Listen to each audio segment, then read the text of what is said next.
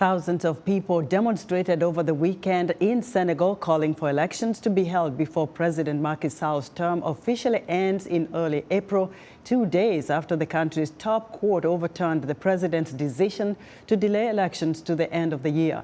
For more insight into this political crisis, VOA's Ndiho spoke with Henry Muguzi, the African Elections Observer Network coordinator based in Kampala, Uganda. What happened in Senegal a couple of weeks ago is quite disturbing, to say the least, because we had imagined that if you are going to pick a country in Africa to benchmark on in terms of the democratization process, Senegal would be one of them. We endeared and admired the country's democratic ethos. But that in the middle of an election campaign, the president rises and is able to convince, legislators to agree with him that an election should be extended, should be postponed on what we think are baseless and malevolent grounds. We think this was a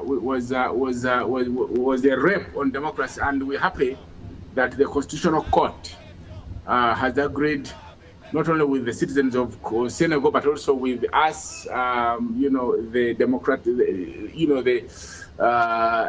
advocates of democracy in Africa. As one of those distinguished election observers, you've had the privilege of being in so many different countries.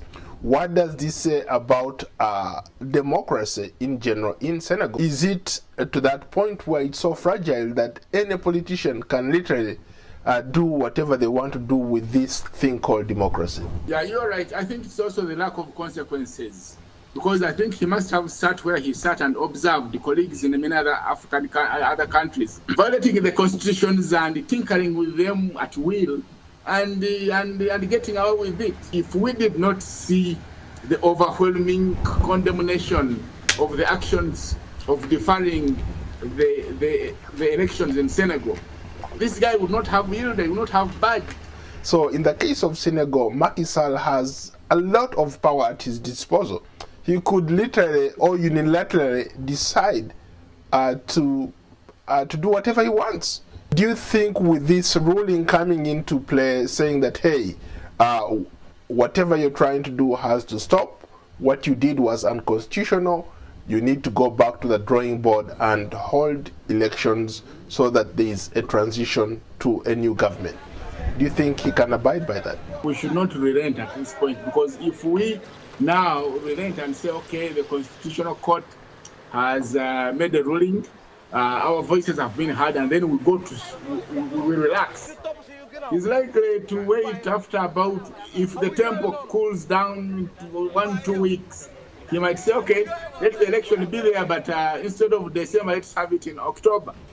You can clearly see he's trying to buy time and pull off something. And the one learning we get from that National Assembly of Senegal, those men and women, those legislators that voted in favor of that decision, they should be held to account until the election is conducted, because otherwise I take nothing for granted.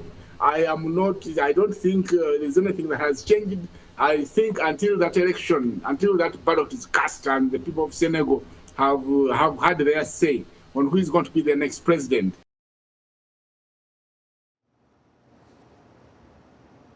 That was Henry Muguzi, the African Elections Observer Network coordinator based in Kampala, Uganda, speaking to VOA's Ndiho.